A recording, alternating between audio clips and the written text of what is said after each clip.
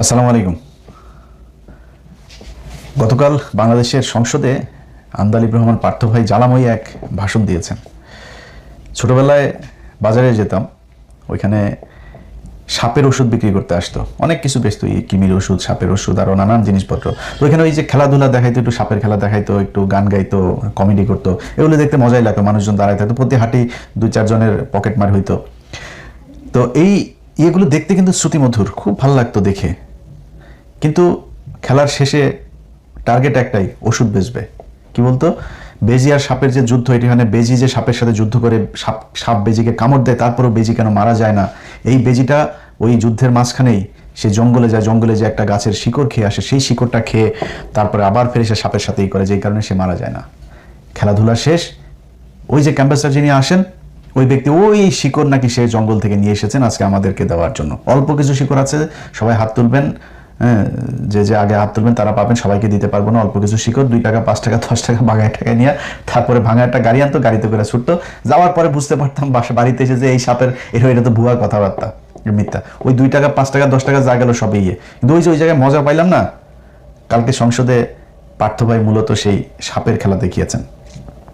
পার্থ ভাই যখন ইংলিশে কথা বলে, তখন আবার বিএনপির লোকজন একটু বেশি হাততালি দেয়।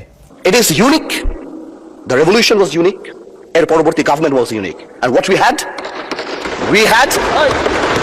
had a quasi constitutional government. তো বিএনপির ভাইরা যে এই যে হাততালি টাততালি দিয়েছে না, এই বেশিরভাগই তো ধরেন ওনাদের এখানে অনেক শিক্ষিত মানুষ আছে, অনেক কি বলবো যে যার যোগ্যতা সম্পন্ন মানুষজন আছেন, কিন্তু এখানে কিন্তু আন্ডার 5 মানুষজনও কিন্তু আছেন। লেখে 8 পাস 9 পাস এরকম লেখেন ওই হলফনামায়, কিন্তু আন্ডার 5ও আছে, কিন্তু অনেকগুলো আছে বিএনপিতে। তো আন্ডার 5, আন্ডার 8, আন্ডার 10 ম্যাট্রিক, এগুলো তো আপনার ইংলিশ বুঝে নাই। তো না বুঝে ওরা মনে করছে ইংলিশে যা বলছে ওইটা মানে আমার পক্ষে বলছে, আমাদের দলের পক্ষে বলছে, শুনে আরো বেশি থাপড়ানি দিয়েছে। কিন্তু বাস্তবতা হলো, আন্দালিব রহমান পার্থ ভাই কালকে তার বক্তব্যের শুরু থেকে শেষ পর্যন্ত এক ভয়ঙ্কর সাপের খেলা দেখিয়েছেন, যেই বক্তব্যের কোনো সারমর্ম নাই, একদম পুরোটাই ভোগাজ, মিথ্যা, অপতথ্য, বিভ্রান্তিমূলক কথাবার্তা বলে গিয়েছেন। কেমনে বলেছেন আমি আপনাদেরকে একটা একটা করে বুঝাই। মনে হয়েছে যে উনি বিএনপির নেতা নাকি বিজেপির নেতা। ওনার বক্তব্যের প্রথম প্রশ্ন হলো এইটা, ওনাকে আগে আমাদেরকে বলতে হবে উনি বিএনপি না বিজেপি। এই গেল 1.5 মাসে এই সরকারের যে মেয়াদ, এই 1.5 মাসে আপনারা সোশ্যাল মিডিয়াতে, কোনো পত্রিকাতে, কারোর কোনো ফেসবুক পোস্টে, কোথাও কোনোদিন কেউ শুনেছেন কেউ আন্দালিব রহমান পার্থ ভাইকে অ্যাড্রেস করে বলেছে যে পার্থ ভাই আপনি কেন জুলাই সনদের বিরুদ্ধে? বা বিজেপিকে বলেছে কেউ, ওনার রাজনৈতিক দল যেটা, কেউ বলেছে? কেউ বলে নাই। ওনাকে কেউ অ্যাড্রেসও করে নাই, ওনাকে অভিযুক্তও করে নাই, কিছুই করে নাই। কিন্তু উনি নিজের গায়ে নিলেন অ্যাজ ইফ উনি একজন বিএনপির মন্ত্রী, বা মনে হয়েছে উনি বিএনপির মানে প্রধানমন্ত্রী বা মহাসচিব, এরকম একটা দায়িত্ব নিয়ে উনি কালকে বিএনপিকে খুব দিয়েছেন। কারণ জিনিস কিন্তু হেভি জিনিস একটা।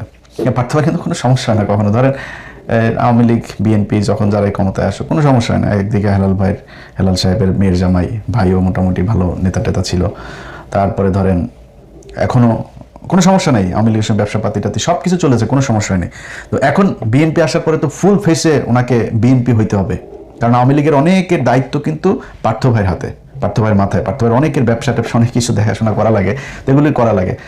ওনার কালকে যে বক্তব্য দিয়েছেন সেটাতে উনি বুঝিয়ে দিয়েছেন বিজেপি বলে বাংলাদেশে কোনো দল নাই, উনি বিএনপির। তো পার্থ ভাইয়ের আমি বলবো যে পার্থ ভাই আপনি এক কাজ করেন, আপনি আপনার দল অ্যাবলিশ করে দেন, করে আপনি বিএনপিতে করেন, অথবা দলকে এখানে কোয়ালিশন করেন, কোলাবোরেট করায়, তারপরে বিএনপির সাথে আপনি মানে একটা সমঝোতার ভিত্তিতে একটা রাজনীতি করেন, সরাসরি বিএনপি করেন। আপনার আর বিএনপিরও আপনার মতো লোকের দরকার আছে, কথাটা বলার, বুঝছেন না, ইংলিশ টিংলিশ বাংলা টাংলা মিলায় সুন্দর করে কথা বলার লোক বিএনপিতে নাই। তো বিএনপির এই মুহূর্তে ধরেন আমি ওই যে মোয়াজ্জেম হোসেন আলাল ভাইটাই, এরকম কিছু লোকজন আছে, এখানে সংসদেও কিছু লোকজন আছে, বাট বেশিরভাগই মানে একদম উপরের দিকের নেতাদের কারোর কথাই শ্রুতিমধুর না, শুনতে ভালো লাগে না, কেমন যেন মনে হয় আর কি। তো পার্থ ভাই একজন আছে, ওইটার প্রক্সি দিতে পারবে বিএনপির হয়ে, ওনার উচিত। এবং বাস্তবতা হচ্ছে আন্দালিব রহমান পার্থের কিন্তু কোনো দল নাই। বিজেপি নামে যেই দল আপনারা দেখেন, সেই দলের কিন্তু কার্যকরী কোনো কার্যক্রম কিংবা সাংগঠনিক কোনো কিছু নাই।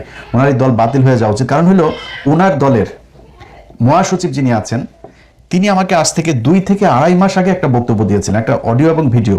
প্রথমে অডিও নিয়েছিলাম, এরপর আবার ভিডিও উনি দিয়েছেন, সব মিলে ঘন্টা খানেকের একটা রেকর্ড আছে।